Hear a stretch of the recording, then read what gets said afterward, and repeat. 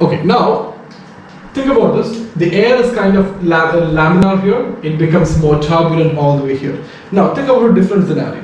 What about the pressures if you consider static pressure above and below the wing? Where is the static pressure going to be higher? Lower, sir. Yes, you have a higher static pressure below the wing, and you have a lower static pressure above the wing. That is why we have a net upward force produced, which is what is called as lift. Lift, yes. Right? This is where to understand the static pressure we are looking at here is not the static pressure which you study in your meteorology. That static pressure is the pressure because of the air column above you at rest. This static pressure is because of the air that is bombarding or hitting the surface. So if you look at this cabin here, all the air molecules are at rest, but they are constantly hitting the walls. The same pressure which is hitting the walls of a balloon. That is the static pressure which you're talking about, not the pressure that is above, the air column that is above. Remember, when I stand inside this cabin, I'm least influenced by the air column that is actually above me all the way to the tropopause, because the roof of my house is kind of blocking all those pressures. I only have the very small air column above me up to the roof that is on my head. We are not talking about that pressure. We are talking about the pressure inside this cabin, or on the walls of the cabin, on the walls of everything, on my skin, everything is kind of hitting. That pressure is what is the static pressure we are considering here. Two different things. Right? So don't think about that. How can you have a static pressure here when so you can see the airfoil kind of seals the entire weight of air column above it.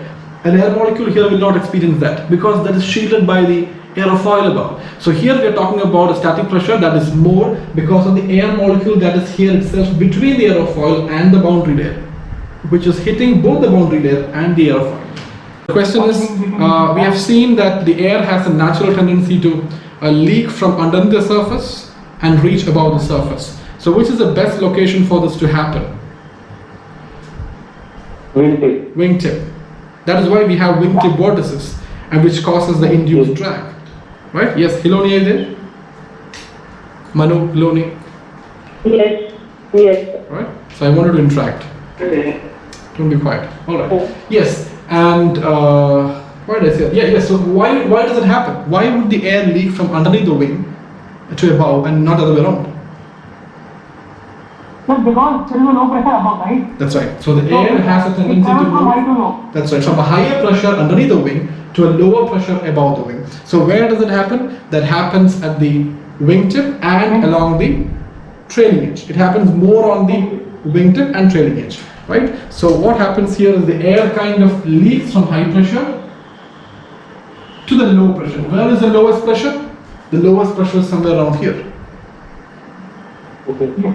Right? So we're looking at those speeds where the air can actually pass through all the way. So from underneath the wing, the air has a tendency to kind of leak all the way and reach above the wing.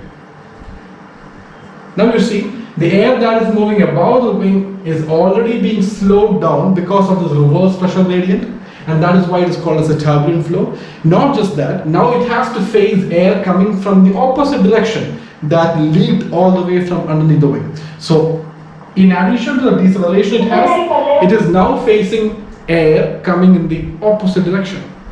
So what happens to the air now? What happens to its velocity? It gets decelerated, or it becomes slower even further. Yes.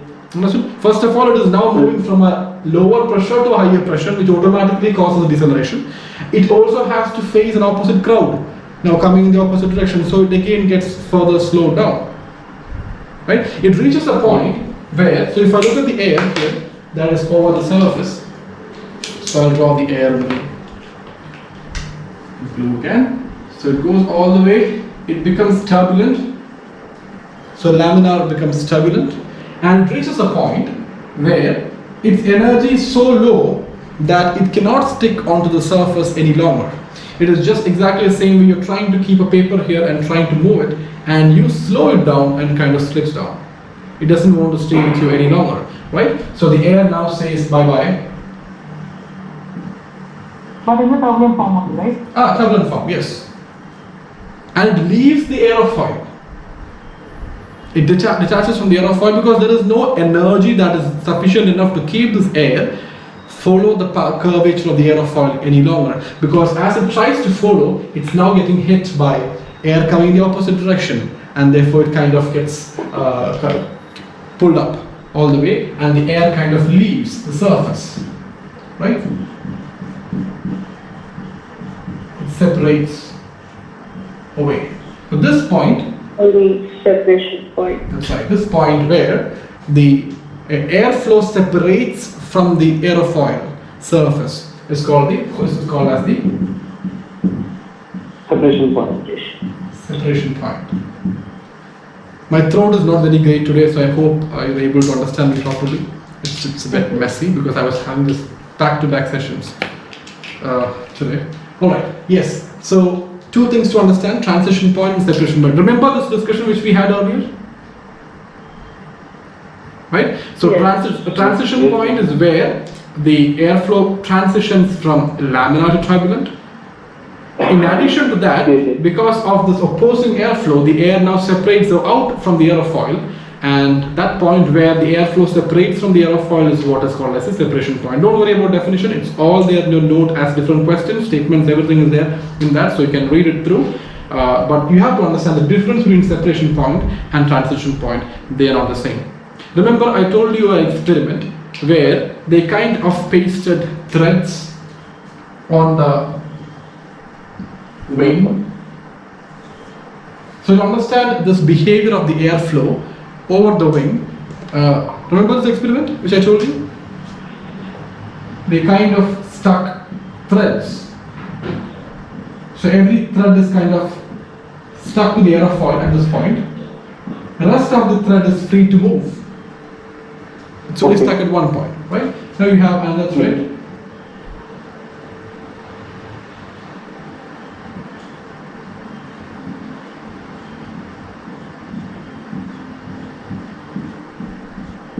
And now they started flying at different speeds. So you can look out of the window and you can see how you can record it, and you can see how the air the thread is going to behave. You see where the initial part of the wing. So you have to look at this diagram and kind of put it in a three-dimensional form. So let me mark this transition point. It's a chord line.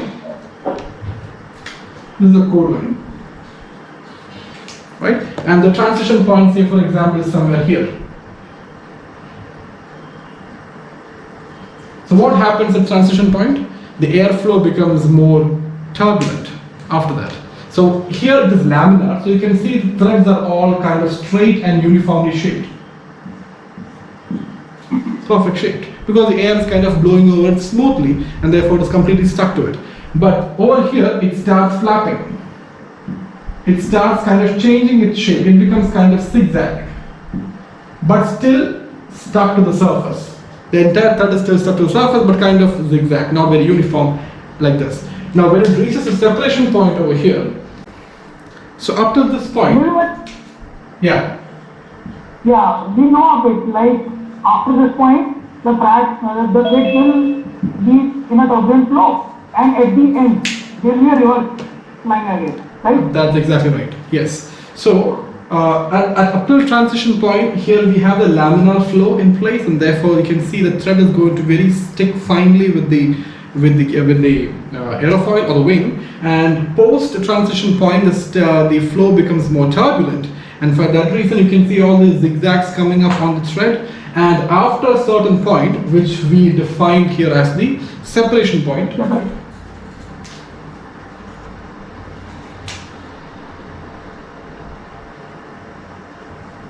yeah,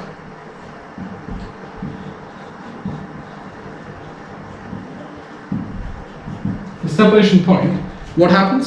The thread is now facing air that is coming from underneath the wing. Training. Right? What does that do to the thread? It kind of lifts up and kind of goes disordered. So now there's no more attachment with the wing. The thread is going to kind of detach from the wing. Right? This kind of tells us where the transition point is and where the separation point is. Did you understand? This experiment kind of demonstrates transition point and separation point.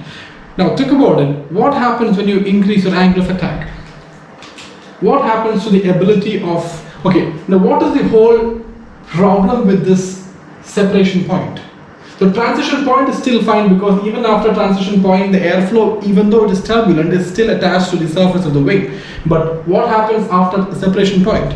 It completely detaches away from the aerofoil. So now we can see that there is no big effect of so much of an area being there on the wing. It is not contributing to any form of lift. Yes. It is just simply equivalent to so much of a portion not being there on the wing on the first place. Not just that it is not producing the lift, it is also producing drag.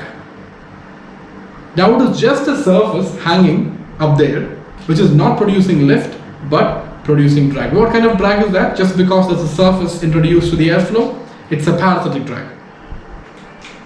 Right? So there is one drag producing surface which is contributing very less or zero to the lift production. So ideally speaking, where would you want the separation point to be?